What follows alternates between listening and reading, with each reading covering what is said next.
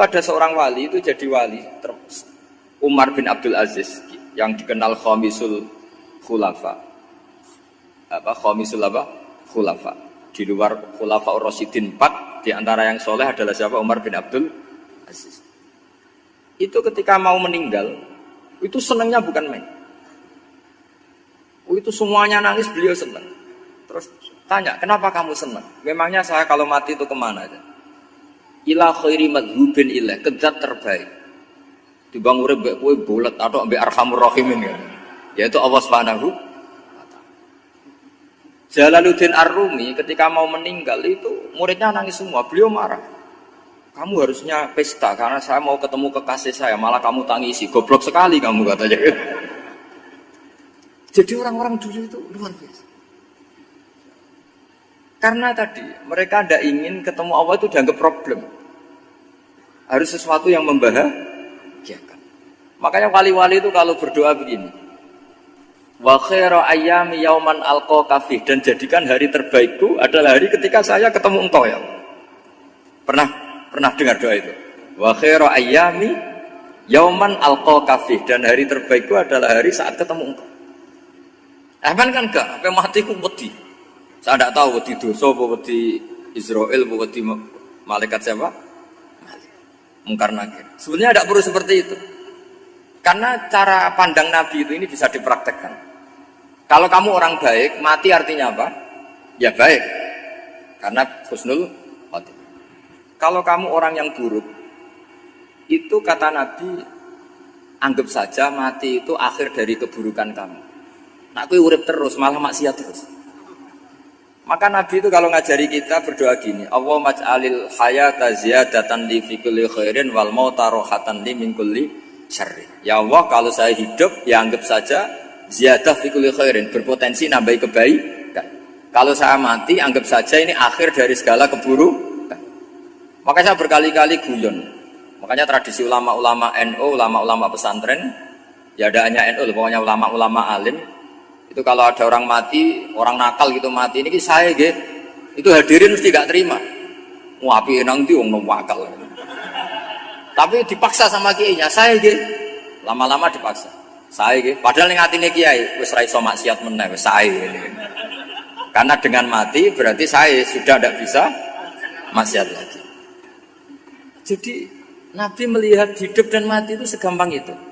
Kalau al-hayata ziyadatan li fi kulli khairin wal mauta rohatan li min kulli syarr.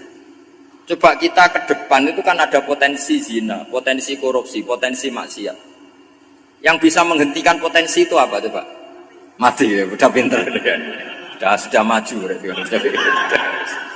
Berani mati. Berani. Tapi jangan di sini kalau panitia. Artinya yang selama ini kita risau dengan kematian, dengan apa? Nabi ngajari kita tadi. Allahumma ij'alil hayata ziyadatan li fi kulli khairin wal mauta rohatan li min kulli syarr. Ya Allah, jadikan hidup ini sebagai bekal menambah kebaikan, dan suatu saat kalau saya mati, semoga itu akhir dari segala keburukan. Jadi artinya Nabi itu ngajari kita itu positif terus. Sama seperti ulamanya tadi. Nak lagi rukun mbek tonggo ya sanggep ae kanca kaapian. Nak nenengan ben ra utang ngoten. Dadi pokoke penak terus itu. Nak bojo lagi ngamuk alhamdulillah gak ngajak blonjo. Nak pas rukun ya alhamdulillah kok lagi rukun. Jadi gampang semua. Makanya ada seorang alim itu ngendikan begini, ada yang tanya. Saya tuh dulu ketika kaya, teman saya sering main ke saya. Setelah saya miskin gak ada teman-teman yang ke saya. Dikira si Habib ini kebetulan orangnya Habib itu mendukung keluhan dia, ternyata enggak. Si orang alim itu bilang gini, malah bagus toh gitu.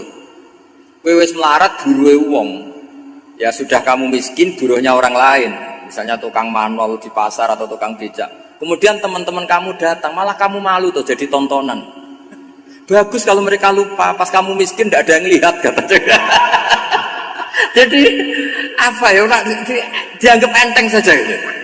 Akhirnya orang ini gak jadi ngeluh. Selama ini kan kita ngeluh ya, ketika miskin teman-teman gak datang. Coba kalau mereka datang pas kamu buruh bikin botol di orang lain. Mantan bos buruh, malu gak? Milih datang apa enggak? Enggak lah, sudah bener itu. Jadi ulama dulu itu makanya sering baca biar tahu solusi hidup. Jadi ulama dulu itu gampang sekali melihat kehidupan itu. Gampang sekali, indah, gampang. Sekarang tuh enggak. Orang itu cara berpikir nuruti nafsu, itu yang bahaya. Makanya Quran kritik ara'aita man ittakhadha ilahahu hawa. Orang yang cara berpikir itu nuruti hawa nafsu. Kalau zaman Nabi, zaman sahabat, zaman ulama itu enggak seperti itu. Sehingga cara berpikir itu mudah. Makanya kata Nabi absyiru ya ma'syaral muslimin kata. Kamu harus senang ya ma'syaral muslimin. Allah sekarang buka pintu langit yang sebelumnya enggak pernah dibuka. Dan Allah yubahi bikum malaikata, dan Allah membanggakan kamu kepada para malaikatnya. Kenapa? Umatnya Muhammad, umatnya Rasulullah Muhammad SAW, itu kalau sampean kepingin mati setiap saat itu baik, itu resepnya gampang kata Nabi. Addu faridotan wantadzoru ukhra. Jadi Allah memberitahu, ya Muhammad, umatmu ini luar biasa. Jadi misalnya tadi kita sholat subuh, ditanya, Bahak kamu sekarang ngapain? Nunggu sholat duhur ya. Setelah sholat duhur ditanya lagi nunggu apa asar. Sehingga faman kanat hijratuhu ila Allah wa rasulih fa hijratuhu ila Allah. Jadi kalau ya sudah ini tak ijazahkan. Kalau setelah sholat subuh nunggu apa? Duhur. Setelah duhur nunggu.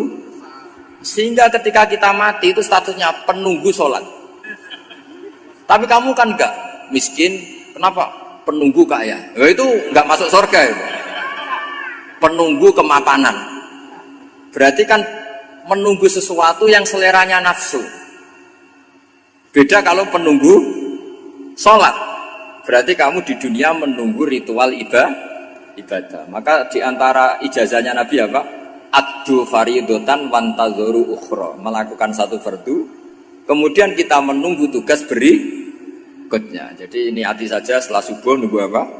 Duhur. Setelah duhur, meskipun kita di perapatan, apa? Nunggu asar. Tapi ya asar betul, jangan nunggu tok pas asar enggak. Jadi sebetulnya umat ini gampang sekali. Jadi di antara kebanggaan Allah, yubahi itu Allah bangga dengan malaikatnya adalah umat ini adalah addu faridotan wantadzoru ukhra, melakukan satu fardu kemudian menunggu fardu yang lain.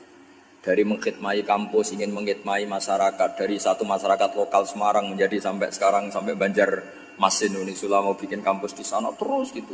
Dari satu tugas ke tugas yang lain. Makanya Islam diajarkan setelah satu tugas selesai, faida faruhtafan. Jadi sehingga hidup kita itu dinamis, dari satu kebaikan menunggu kebaikan lain, dari satu kebaikan menunggu, sehingga hidup kita ngapain?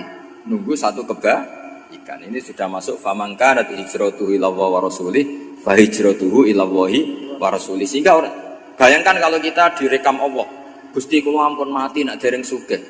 Wis melarat puluhan tahun, sakit, nunggu sesuatu sing sifatnya nafsu, kepengin sugih. Sugih tok jak cukup. Tahu buruan wong sing tahu ngenyekne lho, itu kan urung-urung wis dendam. Saya belum mau mati sebelum kaya dan buruhkan orang yang pernah melecehkan saya. Wis ngono akhirnya mati urung sugih. Berarti wis fakir matine hasud. Mau itu ngenes dunia akhirat kan kira-kira seperti itu. Kamu santai aja kalau fakir berarti meringankan hisab karena ada banyak harta. Yang mau dihisab papanya enggak punya apa-apa. Jadi saya mohon sekali ya, Islam itu mengawal kebahagiaan.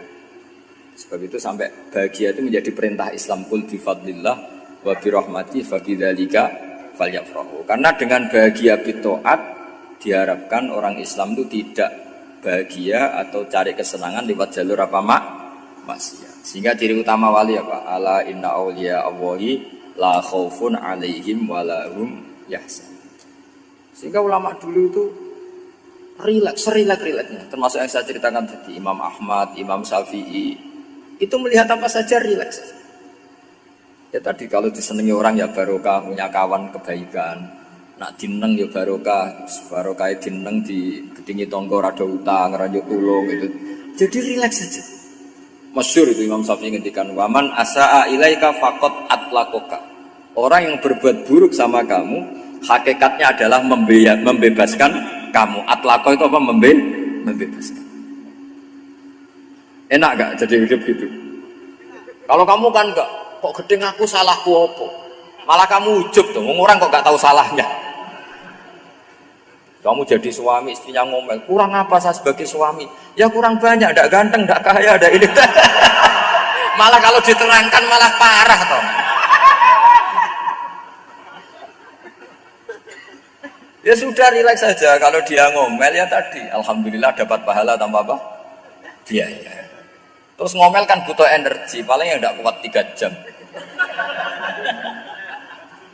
Nanti juga berhenti apa? Sendiri. Terus ambil nilai positifnya, misalnya ngomel sama suaminya, bagus lah. Kalau ngomel sama tetangga malah kayak apa gitu aja udah. Jadi ulama dulu itu gampang sekali melihat melihat hidup. Rasulullah ya gitu, melihat hidup tuh gampang saja. Ketika tanya, ya Aisyah apa ada sarapan? Tidak ada ya Rasulullah, ya sudah saya tak puasa. Jadi enteng saja. Kadang-kadang beliau ingin puasa ya puasa sunat, ada sarapan nggak jadi puasa. Relax.